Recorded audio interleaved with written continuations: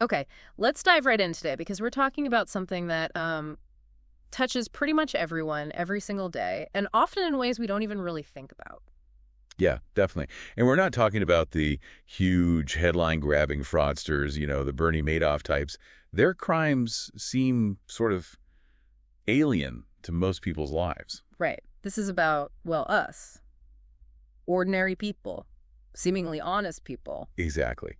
And the paradox of why we often cheat, but usually only just a little bit. It's fascinating. And when you look at the numbers for that kind of small-scale dishonesty, I mean, they really add up, don't they? Oh, they absolutely do. It's staggering. Think about something like wardrobing. Wardrobing. Yeah. Buying an outfit, wearing it once, maybe to a party, then returning it like it's new. Ah, right. People do that. Apparently, quite a lot. Retailers estimate it costs the U.S. industry something like $16 billion a year. Just from worn returns. $16 billion just from that. Wow. Yeah. That's not just a few people doing it then. No, it's happening at scale. And the numbers just climb from there. Mm-hmm. Insurance fraud, padding claims a little bit here and there. Mm-hmm. That's estimated around $24 billion annually. And that's just property and casualty insurance. Okay, so we're already at $40 billion between worn clothes and slightly dodgy insurance claims. Yep, and there's the tax gap. The difference between what people and companies should pay in taxes and what the IRS actually gets. I've heard about this. It's huge, right? Over $300 billion a year. And a big chunk of that isn't massive corporate evasion. It's, individuals fudging deductions, not reporting some cash income. Mm-hmm. Lots of little bits. 300 billion. So many people who probably think of themselves as honest taxpayers contributing to that. Exactly. And maybe the most eye-watering figure that gets cited in this context. Employee theft and fraud. Okay, hit me with it. Estimated at $600 billion a year in the U.S. alone. 600 billion. The source mentioned it was almost twice the market cap of General Electric at the time. That can't just be people taking pens, can it? Well, it's probably lots of people taking pens, plus padding expense reports, maybe taking longer breaks, using company resources for personal stuff. Millions of small things that just accumulate massively. Right. So this deep dive, it's really not about the big criminals. No, absolutely not. It's about this really pervasive, widespread, everyday dishonesty done by people who, most of the time, probably are honest. And it adds up to these enormous costs. Which brings us to the really fascinating question. Why? Why do seemingly honest people cheat? And crucially, why usually only a little bit? Exactly. What's going on psychologically that lets someone do these small, sort of under-the-radar, dishonest things, but still look in the mirror and see a good moral person? Because it feels like a contradiction, doesn't it? If you're going to break the rule, why not break it big? Maximize the gain. Why stop at just claiming one extra matrix solved or taking just a few pins? It really doesn't fit that standard picture of, the rational criminal making a cold calculation. No. And that's exactly what we're going to unpack today. This deep dive is based on a really fascinating and influential paper. It's called The Dishonesty of Honest People, a theory of self-concept maintenance. And it's by Nina Mazar, Amir, and Dan Ariel. Okay. And our mission here is to really get into this paper, understand the kind of psychological gymnastics our brains perform when we're tempted to cheat, and figure out what makes that little bit of cheating feel okay. Yeah. There seems to be this fundamental tension, right, between wanting the benefit, the profit from cheating and wanting to feel good about yourself, like you're an honest person. It feels like you can't have both. But the paper suggests our brains are actually pretty good at finding a loophole, a way to sort of have our cake and eat it too, morally speaking. Oh, I'm intrigued. How does that work? Well, to really appreciate their theory, the self-concept maintenance theory, we first need to understand the traditional ways people thought about honesty and dishonesty. The paper sets up two main competing views. Right. And the first one is the classic, the one you sort of hinted at earlier. Exactly. The standard economic model. This goes way back, drawing on philosophers like Hobbes and Adam Smith. It's the whole homo economicus idea. The rational economic man or woman. Precisely. Perfectly rational, perfectly selfish, always calculating. From this viewpoint, deciding whether to be dishonest is just like any other economic choice. Okay. You weigh the potential external rewards. What do I gain?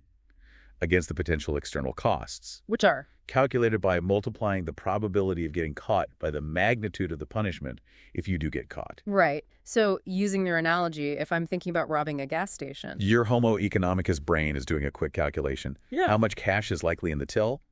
What are the odds the cops show up or someone identifies me? Right. And if they do, what's the likely sentence? And if the expected dollars in my pocket outweigh the expected cost of getting caught times the punishment. Then, rationally, you do it. It's all about maximizing your expected outcome.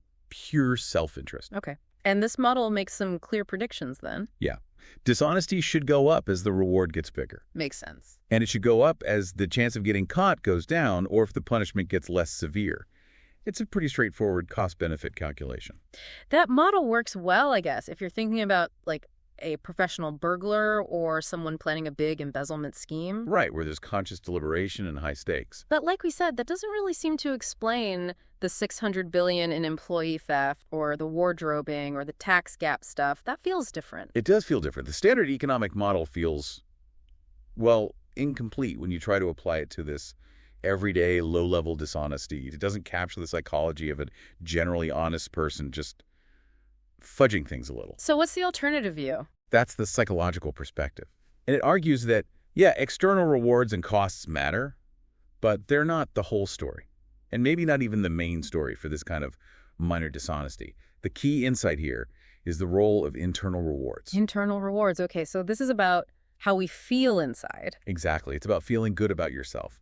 We're socialized from when we're kids to internalize norms and values. Things like fairness, cooperation, and crucially, honesty. They become part of our own moral code, our internal compass. Right. And when we act in line with those internalized standards, we get a positive internal reward. We feel good. It reinforces our identity as a, good person. And if we violate those standards? But we feel bad. We experience a negative internal reward. The authors call it aversive self-updating. Aversive self-updating. I like that. It means you might have to change how you see yourself in a bad way. Precisely. It forces you to confront the possibility that maybe you are not as honest or good as you thought. And that feels intrinsically unpleasant. So my brain isn't just calculating dollars in jail time, it's also calculating potential guilt or damage to my self-image. In essence, yes. And there's even some cool neuroscience behind this. Brain scans show that doing things like being altruistic, cooperating, being honest, these activate the same basic reward centers in the brain that light up for things like food or water or money. Wow. So doing the right thing literally feels rewarding to our brains, separate from any external outcome. That's what the evidence suggests. And the desire to maintain a positive self-concept, particularly seeing ourselves as honest, is a really powerful internal motivator. So if I cheat, even a little, I risk that aversive self-update. I risk having to think, maybe I'm a bit dishonest. And that feeling itself acts as a kind of internal punishment or cost. Exactly. And that internal cost, the desire to keep feeling good about ourselves, can be strong enough to make us pass up easy money if getting it means compromising our self-view too much. Which brings us back to that tension you mentioned. Right. The desire to profit from cheating versus the desire to maintain an honest self-concept. It looks like a direct conflict. You cheat, you gain money, but you feel bad. Or you stay honest, you feel good, but you miss out on the gain. A classic win-lose. But, again, those huge numbers for small-scale cheating suggest people aren't always choosing one or the other. They're somehow managing to cheat and still feel okay. And that is precisely where the theory of self-concept maintenance comes in. This is the core idea of the paper. Okay, let's hear it. The theory proposes that people resolve this tension not by picking one side, but by finding a kind of equilibrium, a sweet spot. They behave dishonestly enough to profit. Get some benefit. But, and this is the crucial part, they remain honest enough to basically delude themselves, to convince themselves they are still fundamentally good, honest people. So they cheat, but they stay below some kind of internal alarm threshold. You got it. The theory suggests there's a magnitude range of dishonesty.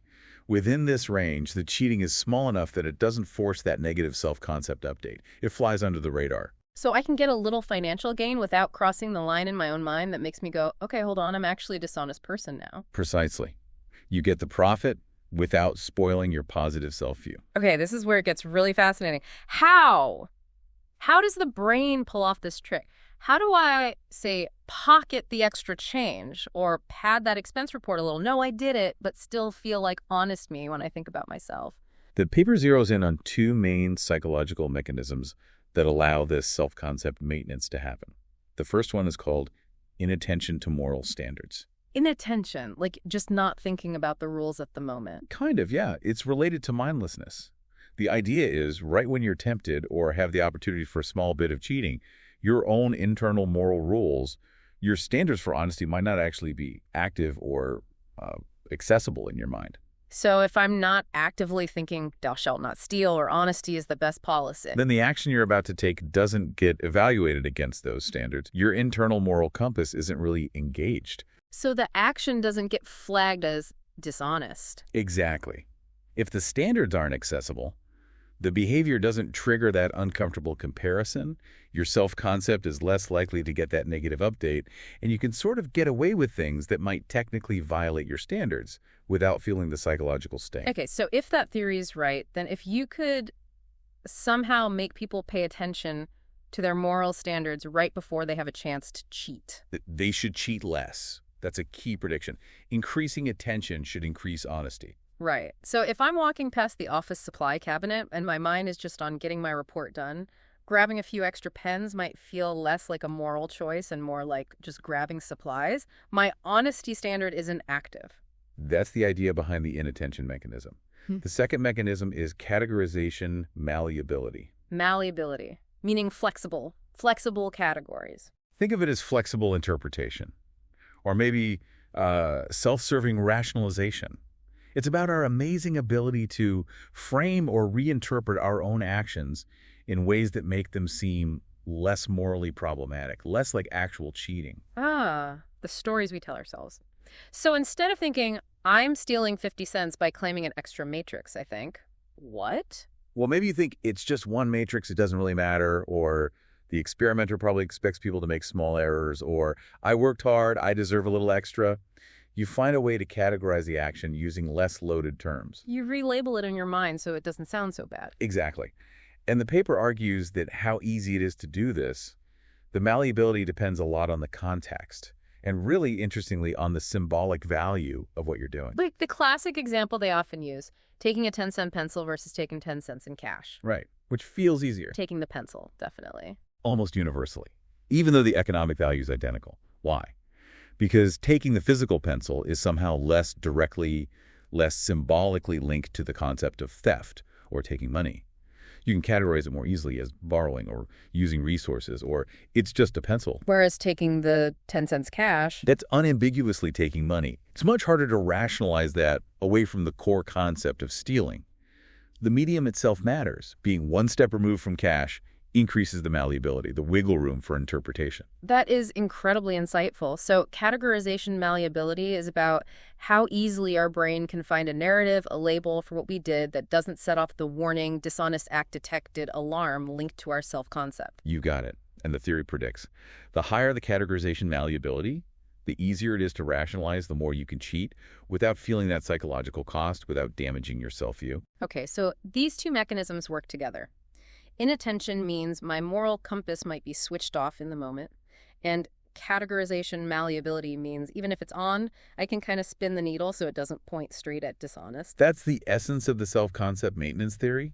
They allow for that sweet spot of cheating a little, profiting a little, but feeling okay about it. And this leads to specific testable hypotheses. Right. Three main ones derive from the theory. 1, dishonesty goes up as attention to standards goes down. 2, dishonesty goes up as categorization malleability goes up. And 3, the big one. Given the chance, people will cheat, but only up to a certain level, limited by that need to maintain their honest self-concept. Okay, hypotheses clear. And this isn't just armchair psychology. The power of this paper is in the experiments they ran to actually test these ideas. Absolutely. They designed some really clever experiments using a simple task. The matrix task. Yeah. Participants get sheets with matrices of numbers, usually 12 numbers per matrix. They have a few minutes, like 4 or 5, to find pairs of numbers in each matrix that add up to exactly 10. Okay, simple enough. Find the pairs that sum to 10. And they get paid for each correct pair they report finding. Maybe 50 cents or $1 per pair. The crucial part, though, was manipulating the opportunity to cheat. How do they do that? In some conditions, the control conditions, the experimenter would take their worksheet and check their answers. so no way to cheat. Right, baseline performance. But in the key cheating conditions, often called the recycle condition, participants were told to count their incorrect answers, write down the total, and then here's the key, tear up their original worksheet and put it in a nearby recycling bin before reporting their score. Ah, so the evidence is destroyed. The experimenter only has their self-reported score. Exactly. It creates a clear opportunity to over-report their score without any apparent risk of being caught by the experimenter in that moment. Got it. Recycle means you can cheat undetected. Control means you can't. Clean setup. Very. So experiment 1 went straight for that first hypothesis, testing whether increasing attention to moral standards reduces cheating. And how did they increase attention? They used what they called a religious reminder. Okay. Before starting the matrix task, half the participants were asked to try and recall as many of the 10 commandments as they could. The other half, the control reminder group, were asked to recall 10 books they'd read in high school. So one group is thinking about morality and rules. The other is thinking about Catcher in the Rye. Something like that, yeah. The point wasn't really about religion itself, but simply using the 10 commandments as a readily available set of moral rules to make those kinds of standards salient, active in their minds right before the matrix task with the cheating opportunity. Okay, so if the inattention hypothesis is right, priming people with thou shalt not steal or thou shalt not bear false witness should make them less likely to inflate their score in the recycle condition. That was the prediction. And the results were really quite something. What happened? First, in the control groups where cheating wasn't possible, it didn't matter whether they recalled books or commandments. Both groups solved about the same number of matrices, around 3.1 on average. Okay, so the reminder itself didn't make them better or worse at the task. Good. Exactly. It isolates the effect on honesty. Now look at the recycle conditions where they could cheat. The group that recalled books, they cheated. How much? They claimed an average of 4.2 matrices. That's significantly more than the 3.1 that people actually solved when they couldn't cheat. Okay, so baseline result. Opportunity plus no specific moral reminder leads to some cheating. Consistent with the idea that everyday dishonesty is common. Right. But here's the kicker. The group in the recycle condition who had just tried to recall the 10 commandments, they didn't cheat at all. Seriously, none. Their average claimed score was 2.8 matrices. Statistically, that's the same as the control groups who couldn't cheat. The moral reminder completely eliminated the cheating effect. Wow. Just thinking about a moral code, even for a moment, was enough to stop people from cheating when they absolutely could have gotten away with it. That's what the data showed. It's strong support for that attention to standards idea. Huh. We don't always have our moral rules front and center, but bringing them to mind right before temptation hits makes them effective guides for behavior. That's kind of profound, actually. We need these little nudges. But wait a second. Go back to the group that recalled books and did cheat. They claimed 4.2 versus a baseline of 3.1. Right, an increase of about 1.1 matrices. Okay, but if there were, say, 20 matrices on the sheet, they could have claimed 20, right? Why only cheat by about 1? Why such limited cheating? Excellent question. And this is a super important pattern that shows up again and again in these studies. The authors jump on this immediately. This limited amount of cheating, even when more is possible, points strongly towards that other mechanism being at play too, categorization malleability. Ah. So even though their moral standards weren't explicitly primed to the commandments, something else was stopping them from going all out? It seems so. Even without the reminder, claiming just 1 or 2 extra matrices might be relatively easy to rationalize. Maybe I miscounted, it's close enough. But claiming you solved 20 when you know you only solved 3, that's a much bigger lie.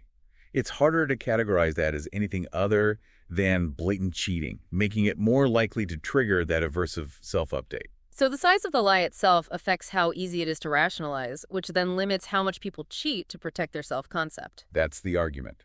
They cheat enough to profit a bit, getting paid for 4.2 versus 3.1, but stay honest enough, not claiming 20, to avoid seriously damaging their self-view. Did they check if maybe people just didn't think claiming 1 extra was dishonest? They considered that, but they argue against it because the 10 Commandments reminder did work.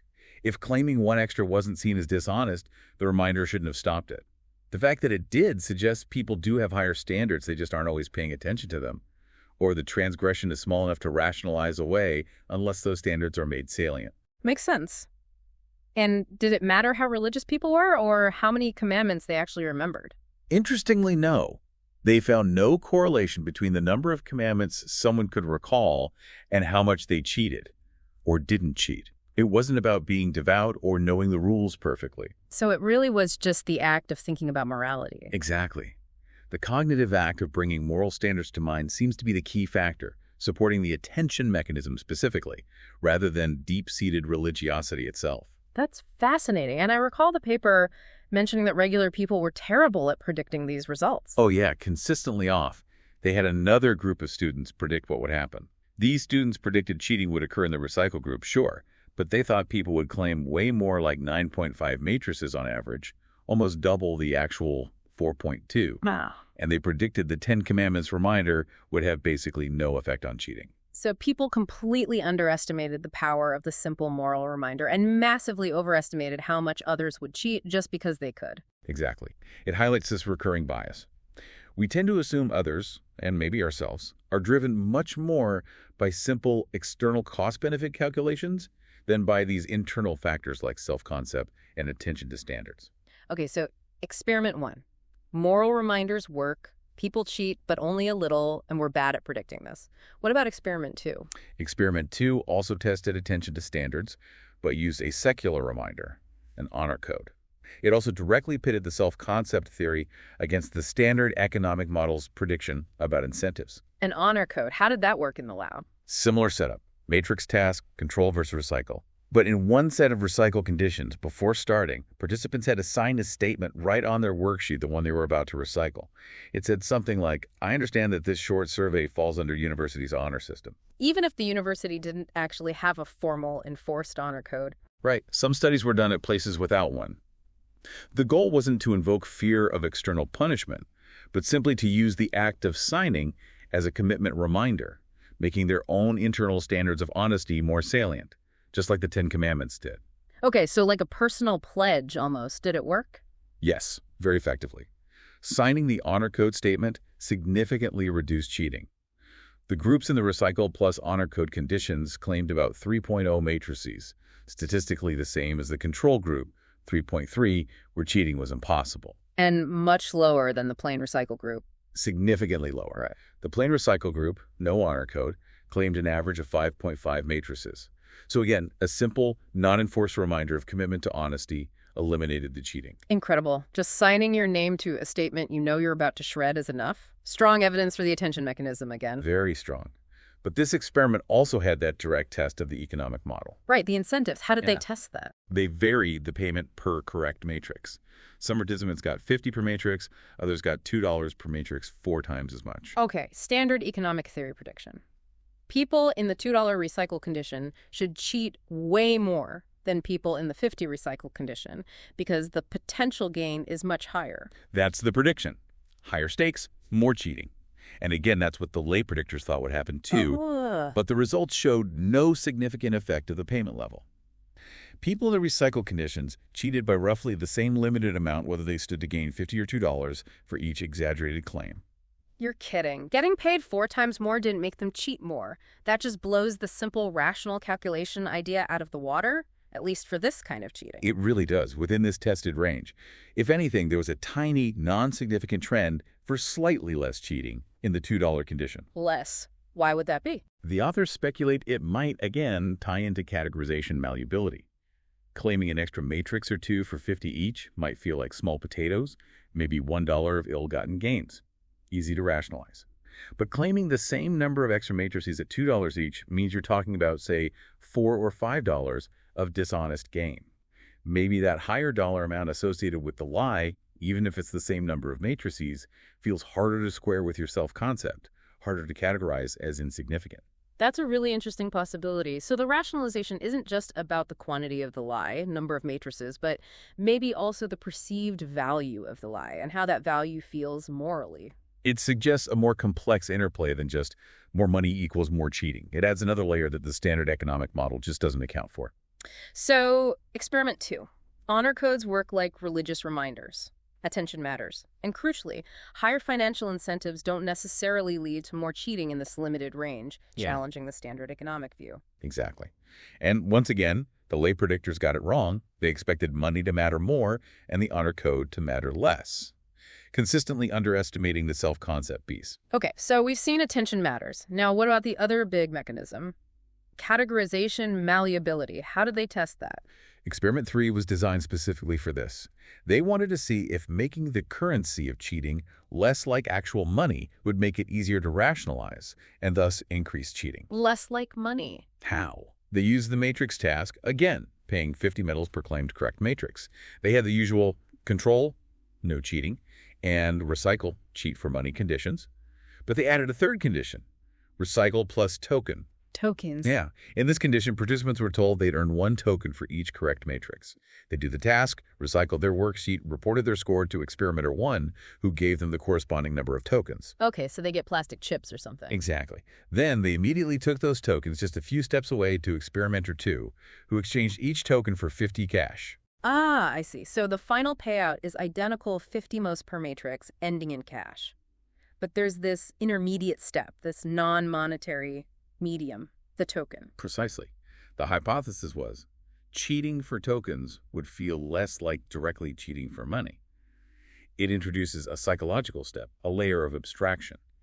This should increase categorization malleability, make it easier to rationalize claiming extra tokens, and therefore lead to more cheating than in the condition where they cheated directly for cash. It's easier for my brain to tell itself, I just claimed an extra token than I just claimed an extra 50 cents I didn't earn. That was the prediction.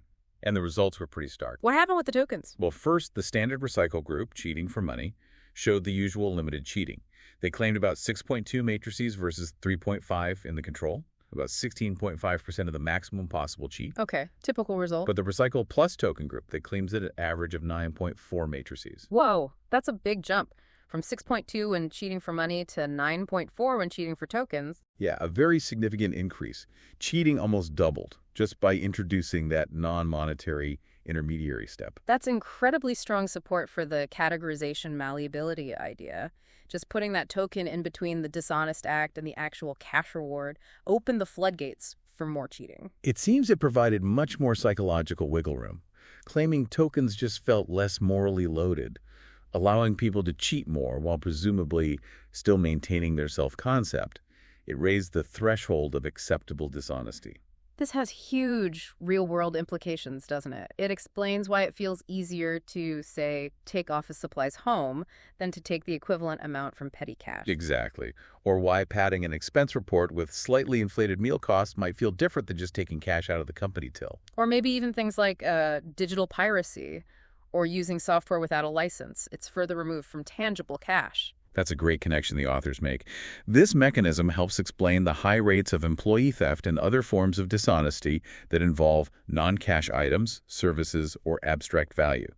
The medium really matters because it affects our ability to rationalize. And as we move towards an even more cashless digital economy. Does that increase opportunities for categorization malleability and potentially increase overall levels of this kind of dishonesty? It's a really important question this research raises. And let me guess. The lay predictors didn't see this coming either. Nope. They predicted the normal cheating in the recycle money condition accurately enough. Predicted 6.6 versus actual 6.2. But they predicted no difference between cheating for money and cheating for tokens. Predicted 7 for tokens. They completely missed the psychological impact of changing the medium. Consistently blind to the internal mechanisms. Okay, so attention matters, categorization matters. People cheat, but limitedly. Now, the really tricky part, do people know they're cheating but just not let it affect their self-image? That's what Experiment 4 tried to nail down. The core idea of self-concept maintenance is that you're doing something dissonant, cheating, but managing to keep your positive self-view intact.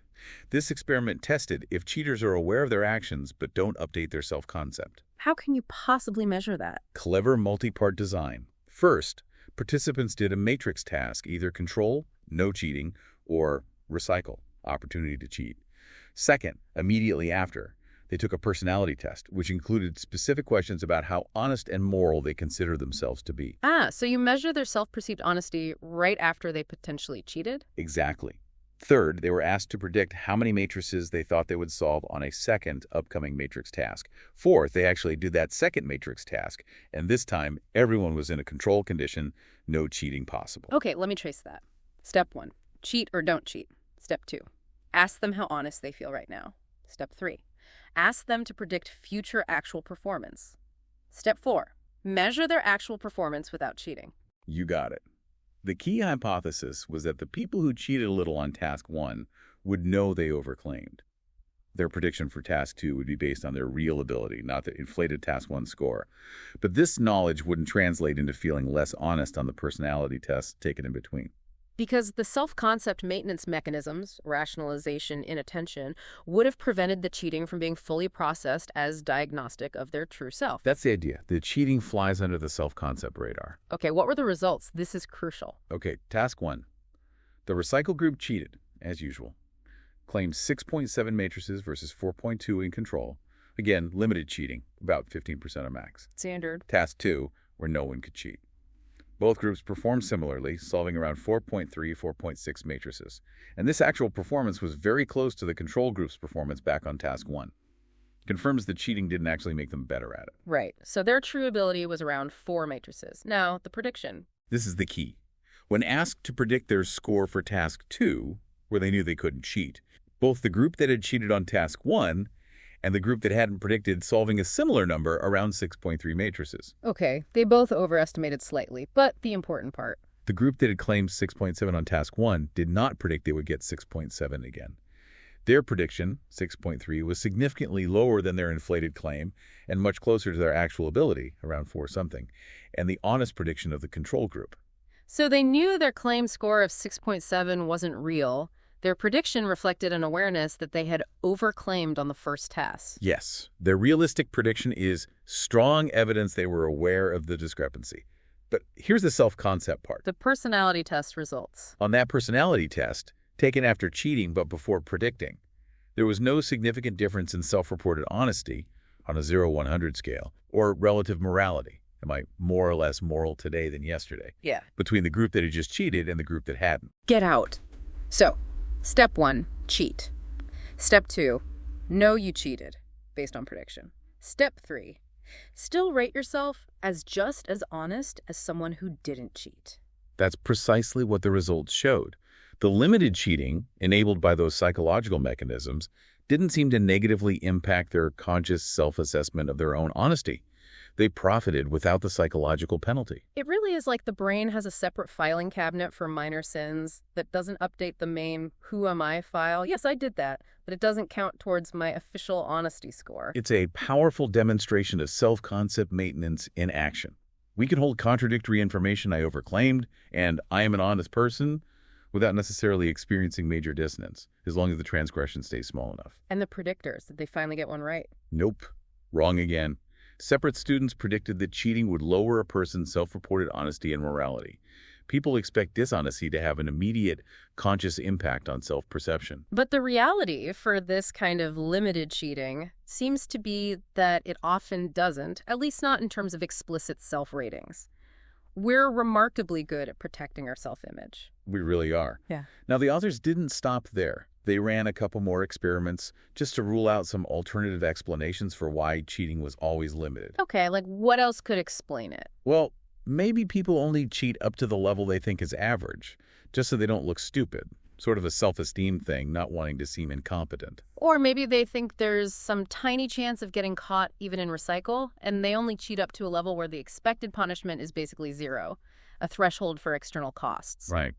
Or maybe it's just norm compliance. People cheat a little because they think everyone cheats a little. All plausible ideas. But unlike self-concept maintenance, these alternatives suggest the amount of cheating should be sensitive to things like what you think others are doing, or the perceived risk. Exactly. So experiment 5 tested the matching others or competence idea, matrix task, control recycle.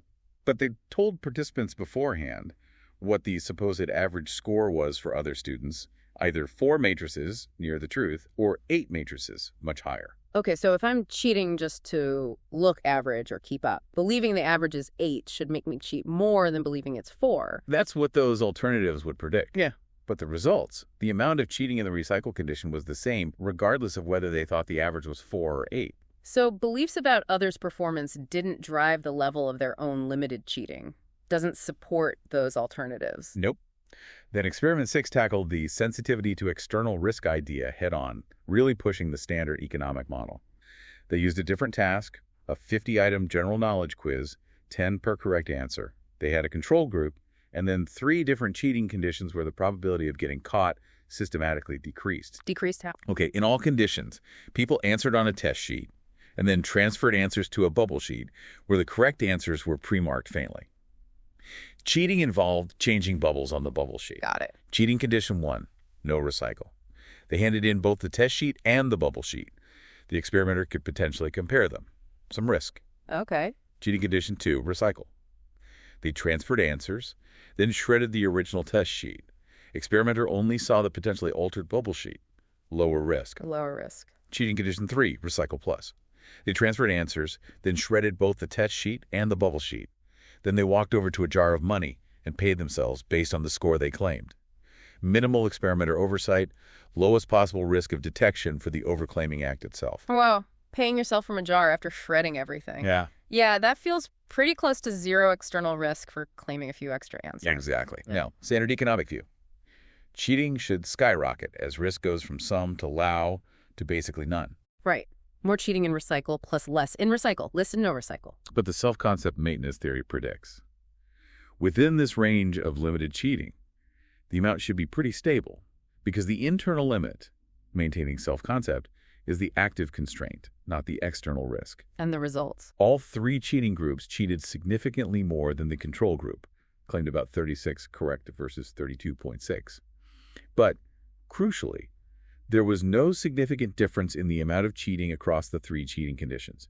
People cheated by about the same limited amount, around 3.5 extra questions, 20% of max possible cheat, whether the risk was moderate, low, or virtually non-existent. That is a huge blow to the simple economic model for this type of behavior. Changing the probability of getting caught didn't change how much people cheated. It really supports the idea that the limit comes from within, from the need to maintain that honest self-image, not from calculating external odds, at least in this domain of small transgressions. And didn't they also look at who was cheating in these experiments? Like, was it just a few bad apples doing all the cheating? Great point. They specifically analyzed the distribution of scores. What they found consistently wasn't a few people claiming the maximum possible score. Instead, it was a general shift. A large number of participants were cheating, but each person was cheating by only a small amount. So it's not just a few outliers, it's a widespread behavior among ordinary people. Exactly. Which brings us right back to those initial billion-dollar figures for everyday dishonesty. It's the accumulation of many small acts by many people. Okay, let's try and synthesize all this. What are the big takeaways from this deep dive into the dishonesty of honest people? The findings paint a really consistent picture. 1, people generally want to think of themselves as honest. 2, but give them the chance. Especially if it's easy and seems low stakes, they often cheat. 3, critically, this cheating is usually limited in magnitude. Just a little bit. And 4, that limited magnitude seems largely insensitive to standard external factors like the size of the reward within limits or the probability of getting caught, again within limits. Those aren't the main breaks. Right. But 5, the amount of cheating is highly sensitive to internal psychological factors related to self-concept. Like making moral standards salient through reminders, like the 10 Commandments or an honor code, decreases cheating. And making it easier to rationalize or categorize the action as something other than cheating, like using tokens instead of cash, increases cheating. And 6, people seem to know when they've cheated a little, but they manage these actions psychologically so they don't have to update their overall positive view of themselves as honest. So the self-concept maintenance theory seems to hold up really well. We're constantly, maybe subconsciously, performing this balancing act between wanting gain and wanting to feel good about our moral identity. We operate in this mental fudge factor zone. A band of acceptable dishonesty. That's a great way to put it. And the recurring mismatch between these results and what ordinary people predict is a huge finding in itself. We seem to consistently overestimate how much external factors drive this kind of behavior and underestimate the power of our own internal need to see ourselves positively. It suggests we might not be as self-aware about our own motivations in these small moments of temptation as we'd like to think. Which leads right into the practical implications. If so much economic damage comes from this kind of under-the-radar cheating by honest people, and if it's not primarily driven by calculations of external risk and reward, then simply trying to deter it by increasing punishments or surveillance for minor stuff might not be the most effective approach. It's missing the psychological root. Exactly. The research suggests interventions should also focus on the psychological levers. How can we make moral standards more salient in everyday situations? Workplaces, online platforms, tax forms, simple reminders, ethical checklists, honor codes, things that activate that internal compass. And the flip side, how can we reduce categorization malleability, make the ethical implications of actions clearer, reduce that psychological distance? Like we discussed with the token experiment. Does the increasing abstraction of money, digital transactions, crypto, loyalty points make it psychologically easier to fudge things? Does it create more tokens in our lives, expanding that band of acceptable dishonesty? That's a really critical, maybe slightly unnerving question for society going forward. The token experiment showed that malleability didn't just increase limited cheating. It also seemed to push some people towards maximal cheating. It did. It suggests that making things easier to rationalize might have complex effects. Of course, the authors acknowledge limitations. They didn't test extremely high rewards. Right. Maybe my self-concept does have a price. It's just higher than $2 per matrix. Possibly. The theory allows that eventually, external incentives could become large enough to overwhelm the internal motivation, and behavior might shift towards more rational cheating. They just didn't test that boundary. And what about social effects? Seeing others cheat. Their experiments didn't find that knowing others' scores affected immediate cheating levels, but they do suggest that exposure to widespread dishonesty over time could gradually erode an individual's internal standards, effectively widening that acceptable band. That feels intuitive. If everyone does it, maybe it starts to feel less dishonest over time. It's a complex interplay, Mm. but the core contribution here is showing that for a vast amount of dishonesty, the internal psychological battle matters profoundly, perhaps more than the external calculus we usually assume. So wrapping this up, what does it all mean? This deep dive really suggests that most of us aren't villains or saints. We're navigating this middle ground, trying to get ahead a little while still liking the person we see in the mirror. And the real challenge, highlighted by this research, isn't just about catching the big fish. It's about understanding and influencing the everyday decisions of millions of ordinary people. How do we create environments and reminders that nudge us toward honesty, even when we think no one is looking, and even when our own minds are expert at telling us, it's okay, it's just a little bit? Especially given that finding that people consistently underestimate these internal psychological factors in themselves and others. Right. Which leaves us with a final thought to ponder, perhaps. Go on. If we're so bad at recognizing the power of self-concept maintenance and driving our own and others' behavior, does that mean we're all potentially a little bit more susceptible to minor dishonesty and a little less self-aware of why we do it than we might think? Something to consider next time you face one of those small, everyday temptations.